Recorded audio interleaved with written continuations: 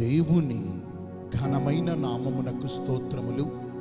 ఈ వాగ్దానమును వింటున్న మీకందరికీ మన ప్రభువును ప్రియ రక్షకుడైన యేసుక్రీస్తు నామములో శుభములు, మా హృదయపూర్వకమైన వందనములు.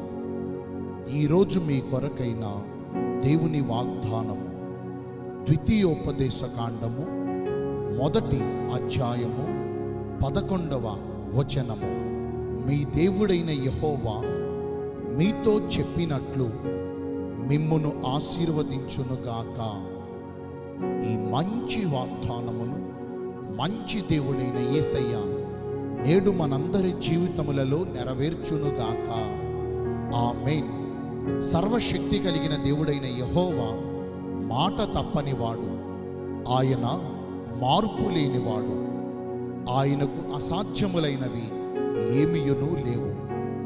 మనము అడుగు వాటన్నిటికంటేను, ఊహించు వాటన్నిటికంటేను మరి అత్యధికమైన మేలులు మనందరి జీవితములలో జరిగించగలిగిన శక్తిమంతుడు.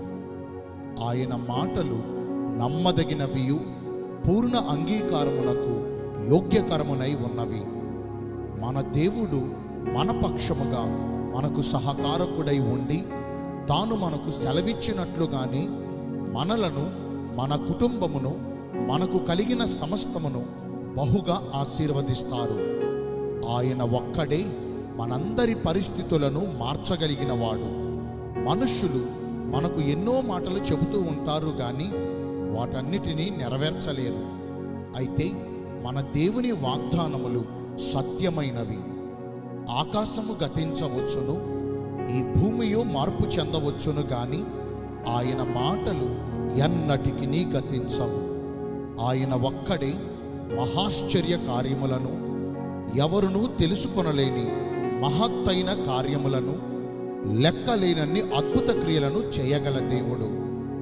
ఆయన మన చెంతను నిలిచి మన చింతలన్నిటినీ తొలగించి మన దుర్దశను మనము మరచిపోవునట్లుగా చేసి మన చుట్టూ అలుముకున్న చీకటిని తొలగించి మన బ్రతుకును మధ్యాహ్నకాల తేజస్సు కంటే అధికముగా ప్రకాశింపజేస్తారు.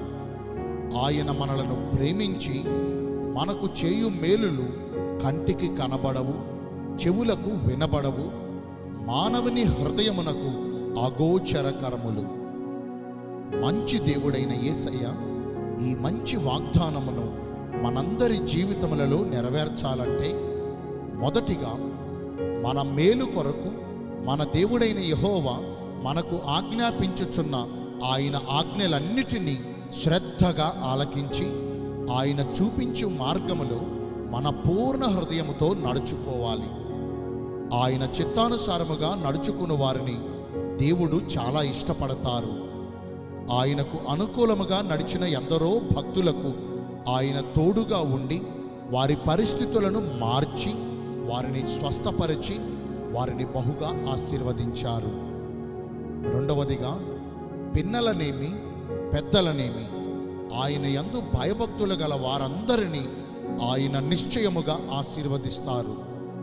ఈనాడు మనలో చాలామంది దేవునికి భయపడితే భక్తిని చేయరు. ఒకవేళ భక్తిని చేస్తే దేవునికి భయపడరు. ఎప్పుడైతే మనము ఈ రెండు కలిగి నడుచుకుంటామో అప్పుడే ఆయన ద్వారా ఆశీర్వదించబడతాము. అసలు దేవునికి ఎందుకని భయపడాలి? ఆయన చూచుచున్న న్యాయాధిపతి, మన క్రియలన్నిటినీ బాగుగా ఎరిగినవాడు. మనము చేసిన పనులను బట్టి మనకు తీర్పు తీర్చబడుతుంది. మన క్రియలు దేవునికి ఇష్టముగా ఉంటేనే ఆయన ఆశీర్వాదాలను పొందుకోగలము. ఆయనకు ఆయాసమును కలిగించు మార్గములో మనము నడిస్తే నరకమునకు పారవేయబడతాము. అందలి అగ్ని ఆరదు, పురుగు చావదు. కాబట్టి దేవునికి భయపడాలి. మరి ఎందుకని భక్తి చేయాలి? ఆయనే మనలను పుట్టించారు. మనము ఆయన ప్రజలము. తండ్రి వలె పోషిస్తూ, తల్లి వలె ప్రేమిస్తూ, కాపరి వలె నడిపించుచు, వైద్యుని వలె మనలను స్వస్థపరచుచు, మన ప్రార్థనలన్నిటినీ ఆలకించి మన ప్రతి అక్కరలను తీరుస్తూ మనకు తృప్తికరమైన జీవితమును దయచేస్తున్నారు కాబట్టే ఆయనను మనసారా భక్తి చేయాలి. నేను మీ అందరి కోసం ప్రార్థన చేస్తాను.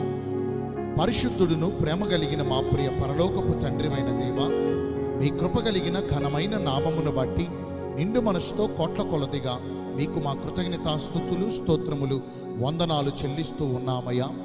మీరు మాకు సెలవిచ్చినట్లుగానే మమ్మను బహుగా అన్ని విషయాలలో ఆశీర్వదిస్తానని ఈరోజు వాగ్దానము ద్వారా సెలవిచ్చారు. వాక్యానుసారముగా నడుచుకుని ఈ వాగ్దాన ఫలములను పొందుకునే కృపను నేడు మాకందరికీ దయచేయండి. ఈ రోజున ఎందరైతే పుట్టిన రోజులను, వివాహ దినములను, ఇతరమైన శుభకార్యములను జరిగించుకుంటున్నారో వారందరికీ మెండైన దీవెనలు కుమ్మరించమని, మీ రాకడ కొరకు మమ్మను సిద్ధపరచమని యేసుక్రీస్తు ప్రశస్త నామమున ప్రార్థించి వేడుకొనుచున్నాను మా ప్రియ పరలోకపు తండ్రి. ఆమేన్. May God bless you all. Thank you.